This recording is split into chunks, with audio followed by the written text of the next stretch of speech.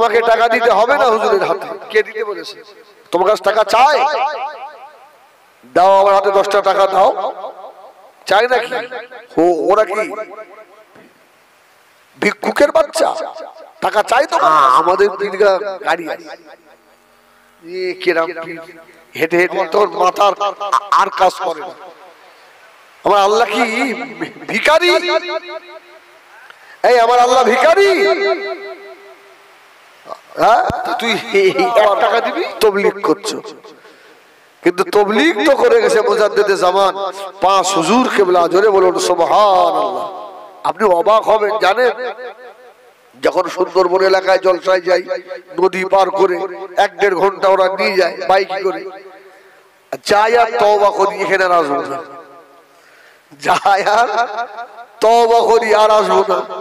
আবার পরের বছর ফোন করে যে হুজুর যদি না আসেন তাহলে আমাদের এখানে আমরাই এক সাইডে আছে বলে কেউ দেখবেন না। আপনি জানেন আমাদের এই মসজিদের ভিড় আলা হযরত ছোট হুজুরের হাতে। জোরে বলুন সুবহানাল্লাহ। ওই সময় মাথায় হাত দিয়ে ভাবি, যদি আমার মতো আলেম যদি আমি বলি তওবা করে বাড়ি যাই, তোদের এখানে জীবনে আসবো না। এখন তো আল্লাহ করে রাস্তাঘাট সব বাকায়দা, সব জায়গায় ভালো হয়ে গেছে, আল্লাহর শুকর। তখন তো এরকম রাস্তা ছিল ছিল বাবা? হ্যাঁ, একা এক হেঁটো কাদা। ওরা বলছে আমরা হুজুরকে নিয়ে এসেছি, হ্যাঁ, পালকি করে। আমাদের কষ্ট থেকে হুজুর বলছে বাবা পালকি থামা, আমিও তোমাদের সঙ্গে কাদায় হেঁটে হেঁটে যাবো। সুবহানাল্লাহ বলেন। আজকে এত কষ্ট করে শিরক বেদাতকে বাংলার মাটি থেকে উৎখাত করেছে যারা, তারাই হলো ফুরফুরার পীর আবু বকরের বংশধর। জোরে বলুন সুবহানাল্লাহ। আজকে তোমাদের হিংসা হয় কেন? আবার তোমার ভালো না লাগে, তোমাকে টাকা দিতে হবে না হুজুরের হাতে। কে দিতে বলেছে? তোমার কাছে টাকা চাই, দাও আমার হাতে 10টা টাকা দাও, চাই নাকি? ওরা কি ভিক্ষুকের বাচ্চা? টাকা চাই তোমার কাছে? না না, এই টাকাটা যখন পীর সাহেবের হাতে দেবেন, কোন আলেমের হাতে দেবেন, হ্যাঁ, ভাববেন যে আমি হাদিয়া দিচ্ছি আমার রাসূলের সুন্নাত হিসেবে। সুবহানাল্লাহ। একটা সুন্নাত জিন্দা হবে। এইজন্য এবছরে প্রায় জলসায় আমি একটা বক্তব্য রাখছি, এতে হয়তো আম মুসল্লিদের একটু রাগ হয় আমার উপরে। রাগ হলেও ভাই বলতে হয়। কি জানেন, জুম্মার দিনে আজ থেকে নিয়ত করেন যে সপ্তাহে 20টা করে টাকা আল্লাহর রাস্তায় দেন। নিয়ত করা যাবে ইনশাআল্লাহ 20 টাকা। কেন? 10টা টাকা মসজিদে দেবেন, মসজিদের কোটোয়। সত্যি বলছি, এখনো আমি একটা মসজিদে জুমা পড়াই, খট করে যেই কোটোয় আওয়াজ হয় না, আমার তখন মাথার আর কাজ করে না। আমার আল্লাহ কি ভিখারি? এই আমার আল্লাহ ভিখারি? হ্যাঁ, তুই 1 টাকা দিবি কেন? 1 টাকা দিবি কেন? যে আল্লাহ তোকে এত ভালো খাওয়ায়, তোকে সুস্থ রেখেছে, যে আল্লাহর জমিন, যে আল্লাহর আসমান, সে আল্লাহর ঘরে 10টা টাকা তোর হাতে ওঠে না? কি ঠিক বললাম না ভুল বললাম? 10টা টাকা তোর হাতে ওঠে না। 10 টাকা মসজিদের কোটোয় আর 10টা টাকা মসজিদের ইমাম সাহেবের হাত ধরে মুসাফা করে হাদিয়া হিসাবে সুন্নাত মনে করে আল্লাহর আলেমের হাতে দেবেন। আল্লাহ জীবনে হাত থেকে টাকা ছাড়াবে না। বল আল্লাহুম্মা আমিন। আল্লাহ বরকত দেবে। আল্লাহ বাবা ভাইয়েরা, সোনা মানিকেরা, নবী আমার দিন দুনিয়া বাদশাহ হাবিবুল্লাহ জনাবে মুহাম্মদুর রাসূলুল্লাহ সাল্লাল্লাহু আলাইহি ওয়াসাল্লাম মদিনার মসজিদে নববী শরীফে আল্লাহ নবী বসে আছে। কয়েকজন সাহাবা মিলে একজন মদখোরকে ধরে নিয়ে চলে এলো। মদখোর বলে, ইয়া রাসূলুল্লাহ, এই মদ খেয়েছে, এই মদ খাওয়া জায়েজ না জায়েজ? হারাম না? হারাম। কোন মদখোর যদি মদ খাওয়া অবস্থায় মারা যায়, ওর জানাজা পড়ানো যাবে? ওর মাটি দেওয়া যাবে? বলি সাহেব যদি আপনাদের ইমাম সাহেব সঠিক ফতোয়াটা যদি মেম্বারে দাঁড়িয়ে দেয়, ওর ইমামতি জুম্মায় যদি বলে আসরের নামাজে আর দেবে, হ্যাঁ বলে এটা মারবে আমার, আপনি পাশে এসে সায় দেন। জুম্মায় যদি হক কথা বলে আসরের ইমামতি থাকবে না। বেনামাজি যদি মরে যায় ওর জানাজা পড়তে হবে, ও ঠ্যাং ধরে পায়খানার ডাব্বায় ফেলে দাও।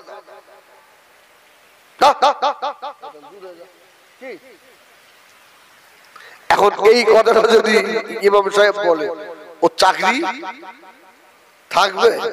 আমার তোমরা দাওয়াত দিলে আর না দিলে, টাকা না দিলে বের ফেলতে পারবে। এখানে প্রায় দিন আমি দাওয়াতে যাই, আর না দিলে আর কি করো ভাই? হ্যাঁ শোনেন আমার ভাইরা,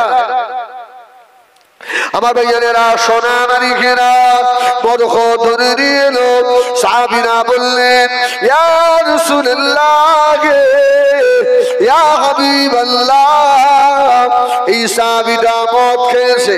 আল্লাহ নবী সাজা দিলেন, মারার মার। সাহাবী তওবা করলেন, ইয়া রাসূলুল্লাহ, ইয়া হাবিবাল্লাহ, আর খাবো না। তওবা করলাম। রাসূল বলল, ছেড়ে দাও। কিছুদিন পরে আবার মদ খেয়েছে। সাহাবীরা আবার ধরে নিয়ে এসেছে, ইয়া রাসূলুল্লাহ, সেদিনে তওবা করে গেল না, আবার ফিরে চলে। হ্যাঁ ধরে নিয়ে এসে সাহাবীরা ওকে যা তা বলছে উল্টো পাল্টা। আমার রাসূল বললেন, খবরদার, আমার ওই মদখোর সাহাবীটাকে হয়তো খেয়ে ফেলেছে, ওকে উল্টো পাল্টা বলো না। ওই সাহাবীটা আমার জান্নাতি সাহাবী। কেউ জোরে বলে না, ওটা আমার জান্নাতি সাহাবী। 5 ওয়াক্ত নামাজ পড়ে কোটি কোটি টাকার লোনের সুদ খেয়ে বেড়াচ্ছে, এ ভালো? কি বলে না? 40 বড় যদি হজ করে, ও থেকে আমাদের গ্রামে আব্দুল সত্তার গরিব মানুষ জল কেটে খায়, হারাম খায় না। ওই হাজী সাহেবের থেকে এই জল কাটা মানুষটা আল্লাহ দরবারে বেশি প্রিয়।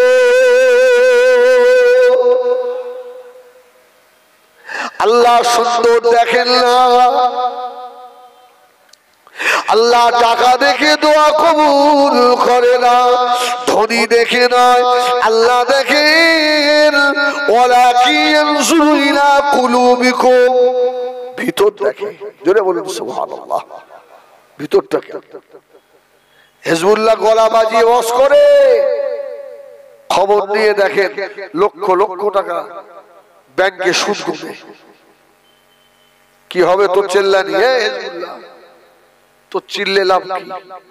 আবার দেখবেন যখন স্টেজে ওঠে, লাল রুমাল নীল রুমাল গলায়, মাথা ওরে বাবার এসে রঙি রঙের টুপি, মাথা ঘোরালি চিকমিক করে। আমি আগে বলেছি না, প্লাস্টিকের ফুল।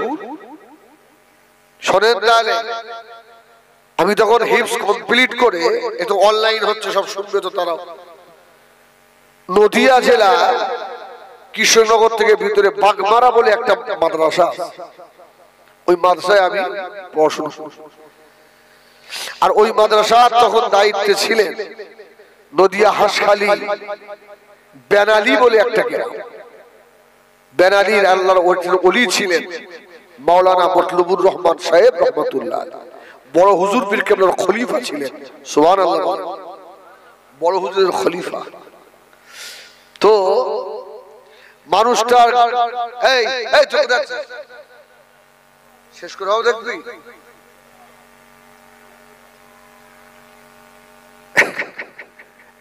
একদম তাড়াতাড়ি চলে আয়, কত যাস কি এটা তাকবীর দেন না, নারায়ে তাকবীর, জোরে দেন নারায়ে তাকবীর। এই আল্লাহর ওলি কাকে বলে?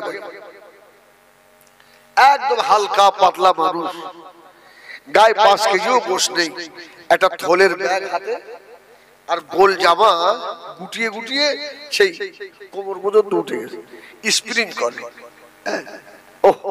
আমাদের মাদ্রাসার মিটিং হবে, তখন তো অল্প বয়স আমার, তো মাদ্রাসার দোতলায় বসে আছি আমি, আমার তখন হিপস কমপ্লিট হয়ে গেছে। তা ছাত্ররা বলছে পীর সাহেব আসছে, পীর সাহেব, পীর সাহেব তো সেই গাড়ি কয় বলে, সেই হেঁটে হেঁটে আসছে পীর সাহেব।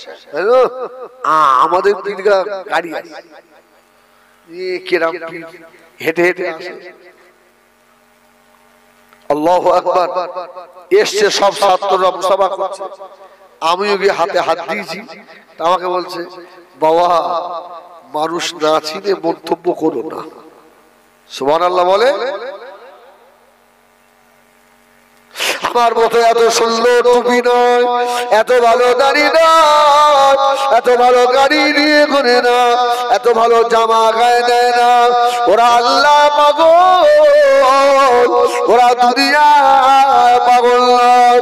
ও আমার বেজেরা, আল্লাহ নবী বলেছিলেন, ও আমার সাহাবীরা, আমি রাসূলুল্লাহ বলে দিলাম, আমার ওই সাহাবীটাকে ভৎসনা করো না, উল্টো পাল্টা কথা বলো না। আমার সাহাবীটা হলো আল্লাহ পাকের জান্নাতি সাহাবী, জনে বলো। সাহাবীরা বলছে, ইয়া রাসূলুল্লাহ, ওর তো তেমন নামাজ নেই, তেমন ইবাদত নেই। ইয়া রাসূলুল্লাহ, ইয়া হাবিবাল্লাহ, ও তেমন জিকির আজকার করে না, ও তত বেশি কোরআন শরীফ তেলাওয়াত করে না, মদিনার মসজিদে নববী শরীফে অত বেশি নামাজও পড়তে আসে না।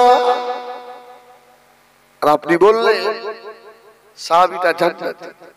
আল্লাহ নবী জবাব দিয়েছিলেন, ও আমার সাহাবীরা, বাবারা শুনে রাখো, শুধু জান্নাতি নয়, আমার ওই সাহাবীর ভিতরে এমন একটা আমল আছে, যে আমলটা আমার আবু বকর উমরের ভিতরে সে আমল নাই। জোরে বলে।